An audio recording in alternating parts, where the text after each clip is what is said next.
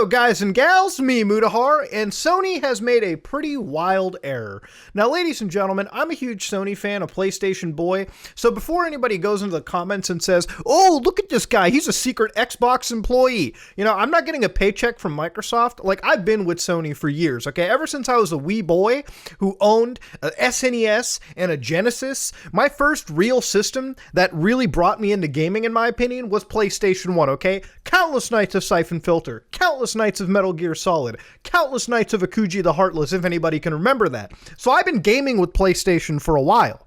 Now, PlayStation has some of my favorite exclusives ever made on the platform. Games like Metal Gear Solid 4, a game that I love so much that I made a 4-hour plus video on. And I'm really proud of it, so if you want to go check it out. But I'm done shilling that content. What's really pissed me off in this situation is the actual terrible engineering design choice of PlayStation 4s and even PlayStation 3s. If you don't know, we all apparently, if you own a PlayStation, you own a system that is designed to one day completely fail with no failsafe whatsoever. Now, understandably, every bit of technology fails, right? That much is a true given. We all know that all these systems are set to die, but repairing them is something that we consider to be pretty easy. We figure it out over time. Now, before we go into that, we're going to wind down a little bit and talk about the actual weirdness that is Sony's store being locked down. Now, if you don't know, Sony has locked down the web store for the PS3, PSP, and PS Vita.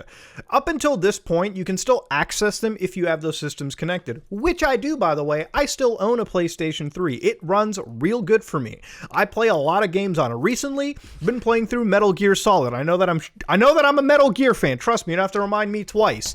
But the stores have been shut down on the webpage. If you go to PlayStation Store now, you can access such fine purchases for the PlayStation 3, PS4 and PS5 store, which is fine and dandy. It would be better if people could actually own a PS5, you know, versus scalpers, but that's besides the point.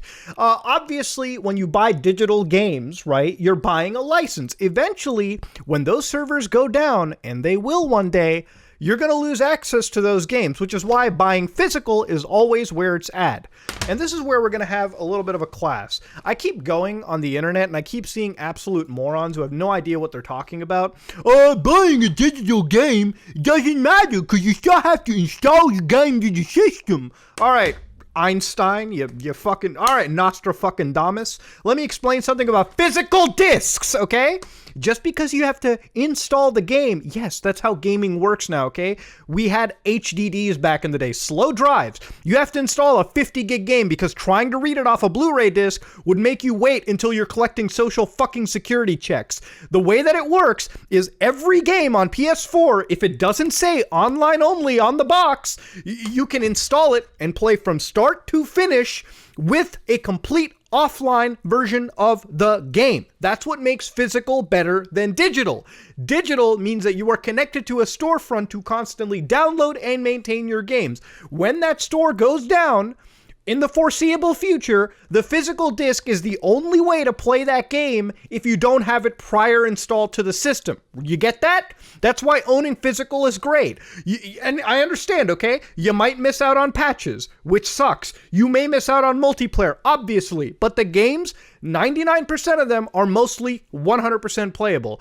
I can load up FF15 on my console through a disc and play it from start to finish. I can load up Cyberpunk and play 1.0 from start to finish. Should I? Probably not. But the fact that I can do it is a big enough deal for me. So, a little further update on this nonsense. PlayStation Store is actually confirmed to shut down for PS3, Vita, and the PSP. But you'll still be able to re-download those previous games, redeem some vouchers, and all that nonsense. But you're going to lose the ability to actually buy games. Now, don't get me wrong. Eventually, you'll probably also lose the access to re-download these games anyways. Because, hey, that costs money to run those servers. And I don't know how keen Sony is on actually maintaining that. The other big problem with this entire situation, really, say is that, let's be honest, okay? Some of these games like LSD Dream Emulator that I loved playing are only really affordable because of these digital purchases. Now that that's gone, these games are going to jack up in prices. Do not underestimate the expectation that PS3 games aren't going to start hiking up in price, because now people are going to read this and think, wow, we're sitting on some rare golden, files. And that's pretty much how it works. Regardless of how much physical media dies, it'll actually still outlive digital counterparts. Discs will rot and die, but they'll probably rot and die long after you're dead. I'm just putting it out there. So yeah, I just wanted to say that because there's so much stupidity on the internet that treats this like physical gaming is always going to give you ownership. You are spending $60 to own the game digitally, all right, a license, when physical is always better. At least with physical games, you can trade them in after you're done. I could give a game to my homies. My brother wanted to play Final Fantasy VII Remake. I'm like, hold on, bro. You don't have to spend $60. I'll just let you borrow my copy of the game for PS4. Done. Simple as that. You can't do that really with digital unless you do game sharing, which is where you, I don't know, violate some bullshit. But anyways, back to the topic indeed, all right? Now, PlayStation 3s, PSP, PS Vita, they're shutting down the store for the web. Obviously, this was going to happen at some point, right? Like, the Wii did it. I'm sure, probably not the Xbox 360 because they amalgamated all that to the Xbox One, but eventually these older systems, I'm sorry to say, we have hit a retro phase with PS3s, okay? Because of this, I expect PlayStation 3 games to be going through the roof. Now, this is a big deal to me because if Sony shuts down PS3, do you know the big problem with that? There's no fucking backwards compatibility, okay? Sony has always been dog shit with backwards compatibility after the PS3. Let me explain this, okay? PS1 didn't have anything to backwards compatible, moot point. PS2 had hardware to to run PS1 games directly. PS3, when it launched, could run PS2 and PS1 games natively. It was too expensive, so eventually the PS3 started software emulating PS2 games, and every single PS3 can run PS1 discs. That much is true. PS4 was the start of when you couldn't run a PS1 game, even though the system was very capable of doing it. You couldn't run PS2 games, all right, at all, unless Sony started releasing them later for $20 a fucking pop, like Grand Theft Auto Vice City and Manhunt as PS2 classics. So clearly the PS4 can emulate PS2 games. Hell, if you actually hack a PS4 like I showed you on this channel, you can run PS2 games through their emulator. PS3 games are not backwards compatible. Unless you go through their streaming service online, which is bullshit to begin with, the PS3 does not have any backwards compatible. Once those PS3s die, which they will, you won't be able to play Metal Gear Solid 4 again unless you can emulate it on PC, which right now, only 1% of gaming PCs are probably pulling it off with the highest end processors and GPUs. Most people don't have that shit. That's the problem with the PS3 dying. PS5 can at least backwards compatible PS4 games. Almost all of them as far as I've run, and I have a tons of PS4 games. If you wanted to know how much of a Sony fan I am, my physical collection for those discs should probably prove it to you. But PS3s still don't have proper backwards compatibility. And Sony, I think, doesn't even fucking care anymore. For Sony, it doesn't matter if the PS3 collection dies. And that means a lot of those exclusives are gone. It's not just Metal Gear Solid 4. It's Infamous 1 and 2. All right, really good games. In fact, I think even the co-op content for Uncharted 3 would be lost if it doesn't get backwards compatible. There are a lot of games you're missing out on. Imagine if Xbox did the same thing. Xbox is great for backwards compatibility. Games like Lost Odyssey are gems on the Xbox 360. If it wasn't for Microsoft's efforts, we may have lost the better version of Final Fantasy 13 to the fucking time itself. So anyways, going forward, let's talk about physical media, because this is the real heart of the video. Believe it or not, PlayStation 4s have a pretty big fucking problem. Now, if you don't know, PlayStation 4s, like all devices, have a CMOS battery on the motherboard. This is on every motherboard. This computer right here, if you can see it, has a CMOS battery in it. Eventually, those batteries die, which they will, 100% of the time. To replace those batteries doesn't take too much effort. You order a new one, you switch it out, done. Now, if you don't follow a Twitter account known as Does It Play for software preservation and emulation and all that stuff like I do, you probably should. It's a shame they only have 3,000 followers. They totally deserve a lot more support. They've made a FAQ on something called the C-bomb in this case. Now, if you don't know, all right, Lance McDonald discovered this entire situation called error CE 348780, okay, where if a PlayStation 4 CMOS battery dies, and it 100% will, it will render all the digital files unplayable and even, believe it or not, the ability to run discs in that fashion. Now, a CMOS battery exists in everything. If you can see this computer, it exists on this. It exists on almost any motherboard you can find. A CMOS battery is there to keep that power alive for that system, and it's an integral system part, okay? Basically, when it dies, and you have to remember, it will die. Replacing it isn't that big of an issue. I can open up a PS4 right now, and I can replace those CMOS batteries for you. What makes it a pretty big issue is if you don't have an internet connection, or if PlayStation Network goes down for whatever reason, which could be a possibility, you cannot fix that system, okay? It is gone forever. All right, terrible engineering choice.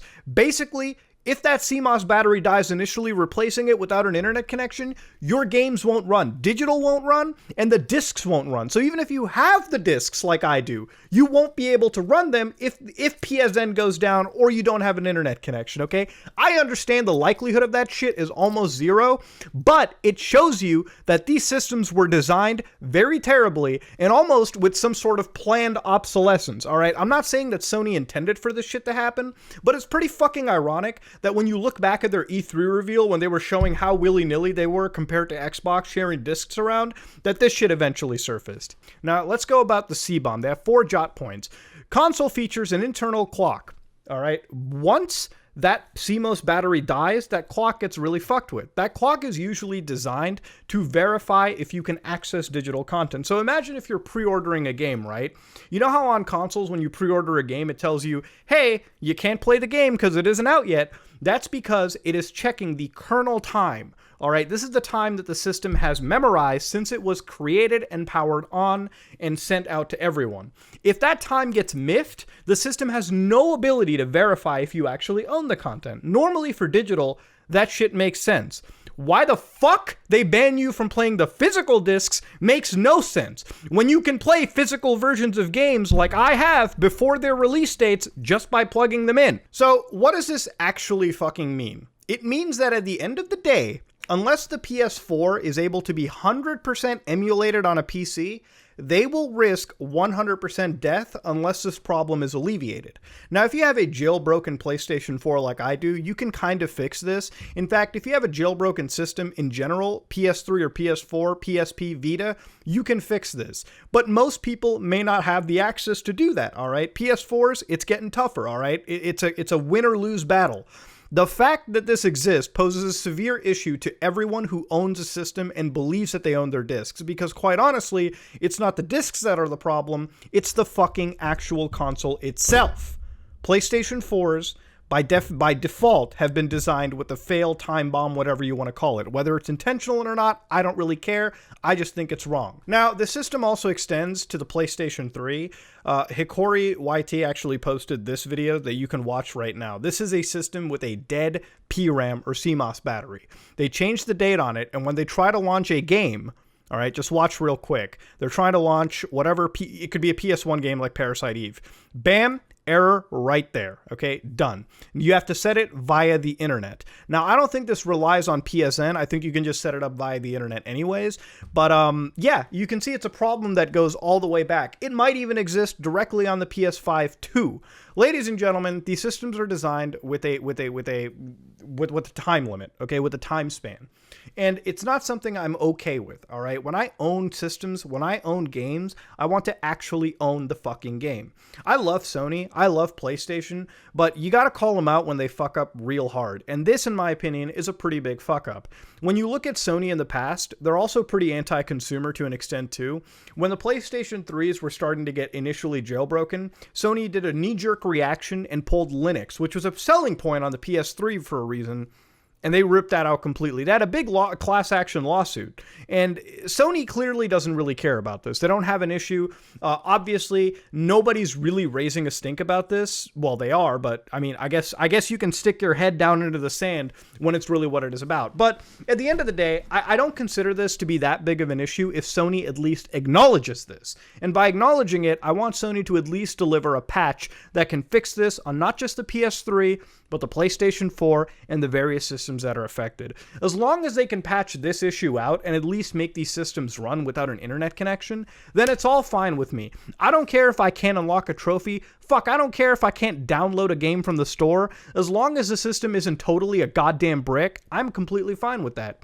Ladies and gentlemen, this is all I really have to say. If you like what you saw, please like, comment, and subscribe. Dislike it if you dislike it. I am out.